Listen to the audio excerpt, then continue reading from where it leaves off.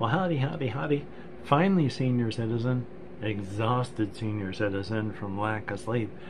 Greetings, boys, girls, and all of our non-binary friends, and welcome to this, a brand new day. And remember, no matter who you are valid. Holy smokes, yes, I am pretty sleep deprived. I'm very sleep deprived. Hopefully you are doing well. That would be a very good thing. This is like the 14th time I've tried to get this all recorded. I am not doing well from lack of sleep. If you have a single night's sleep lost, it is effectively as if you are drunk the next day.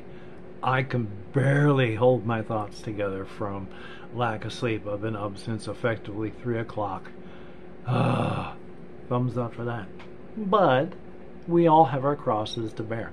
The big thing that I wanted to talk about, for whatever reason, I was watching this one video where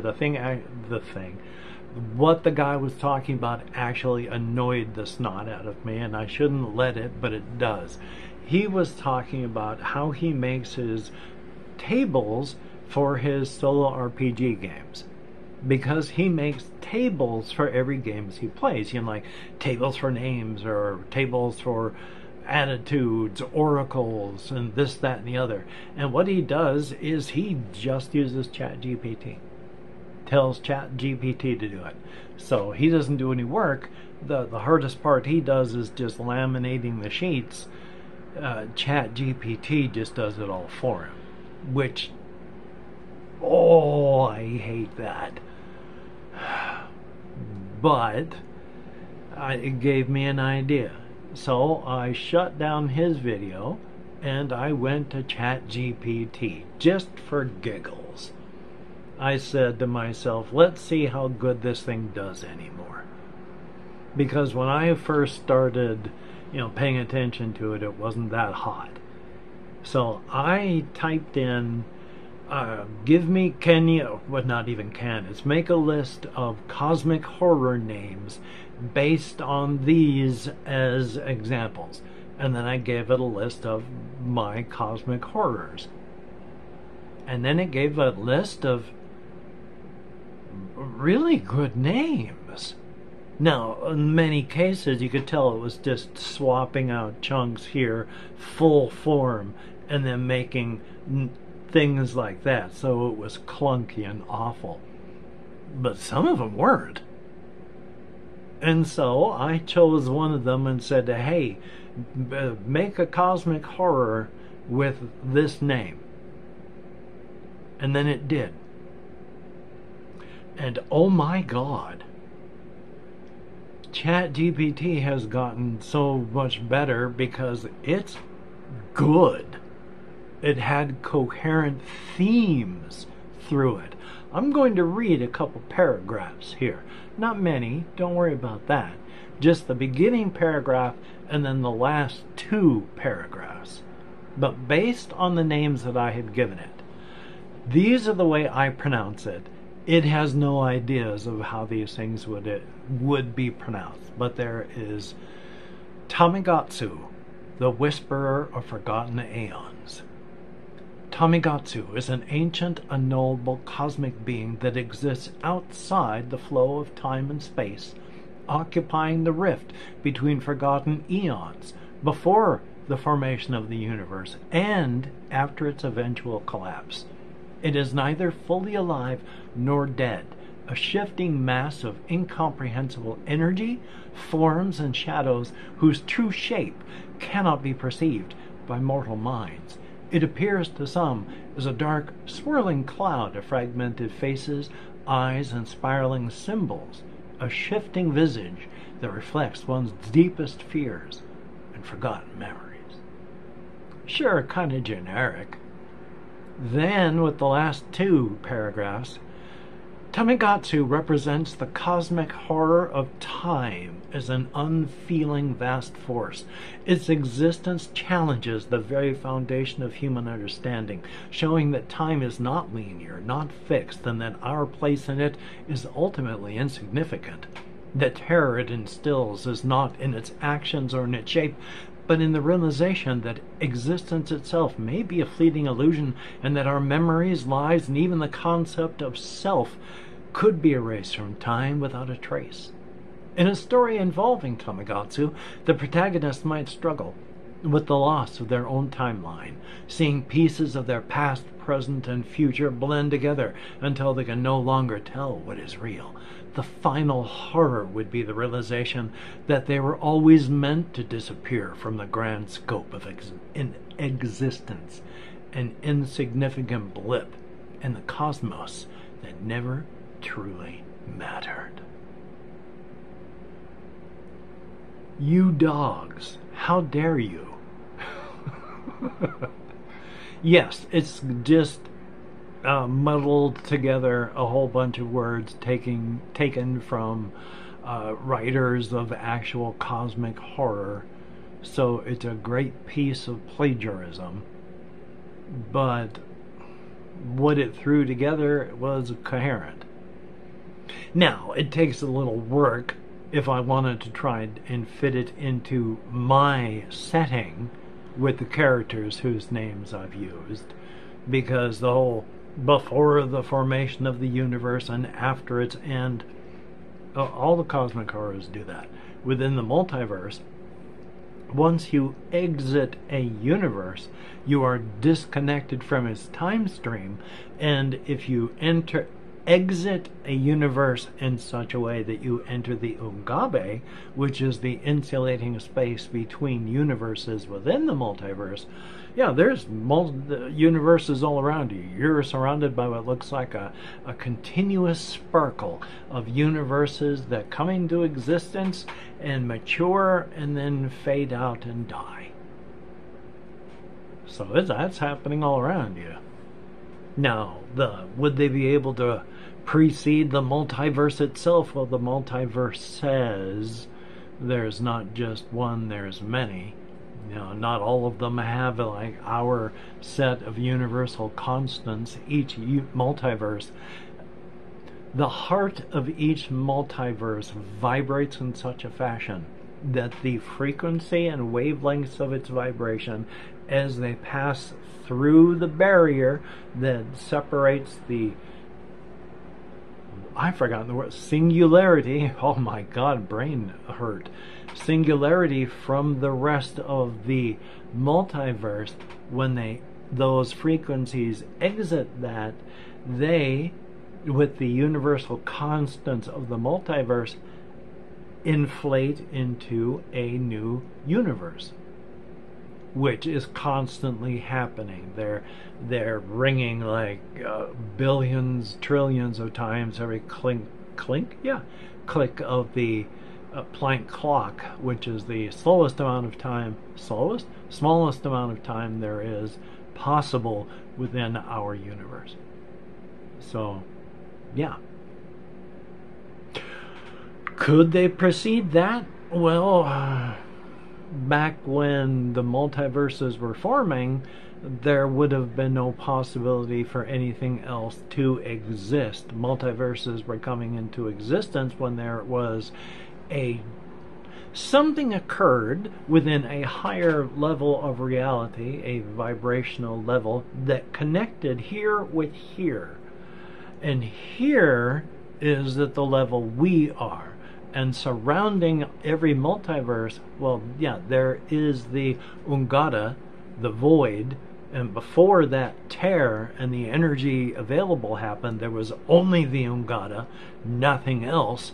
So you couldn't have preceded the multiverses, and after the multiverses, there is no after. They're always going to be there now.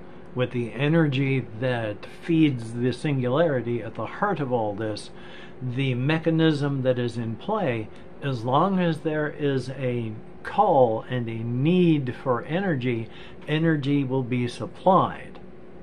And on our side, as long as energy is supplied, there will always be a need. So once the whatever it was that connected the two started, it's now an infinite process that will never end. And it the process that will never end has become stable with the formation of an infinite number of multiverses, and each multiverse with its own set of universal constants.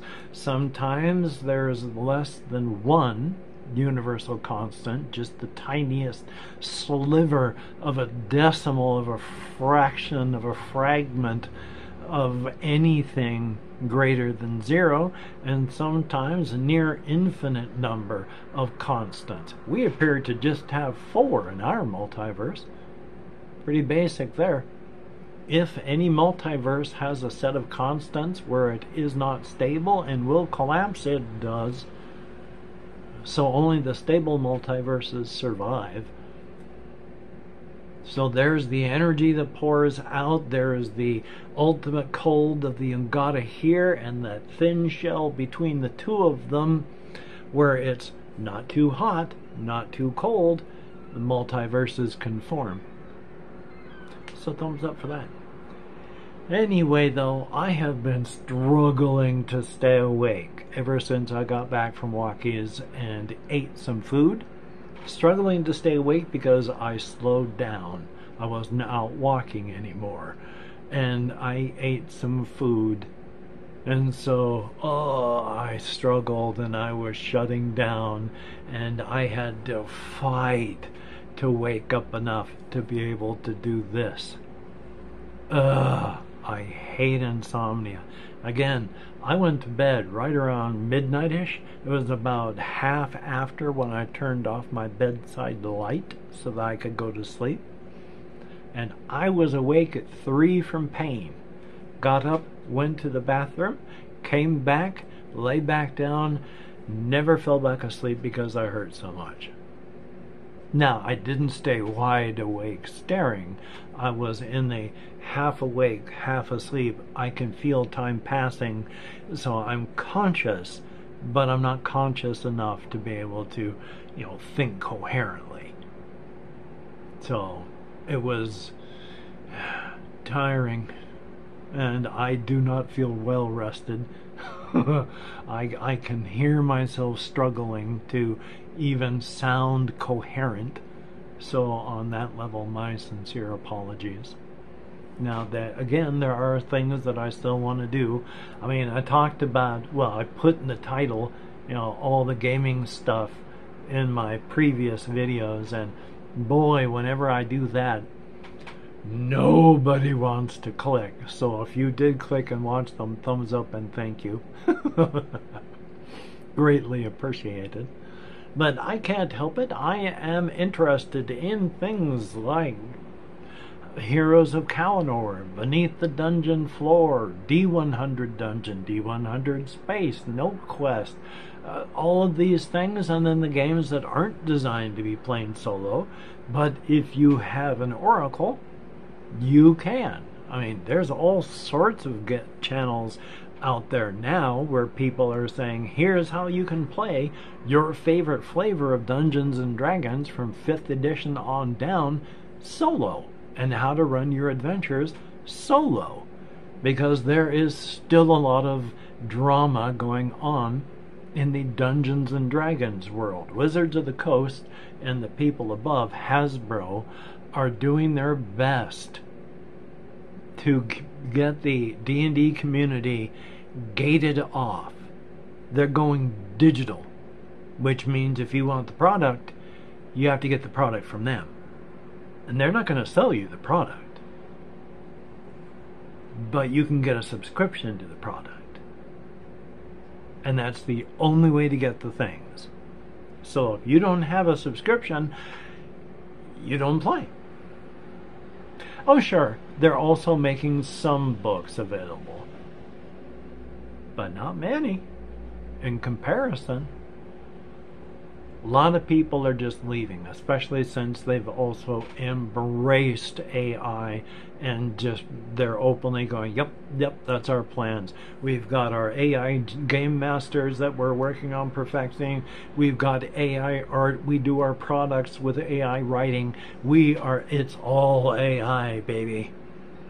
And yeah, lots of people are just saying, well, you know what? There's a lot of other people out there that make physical products, so buy.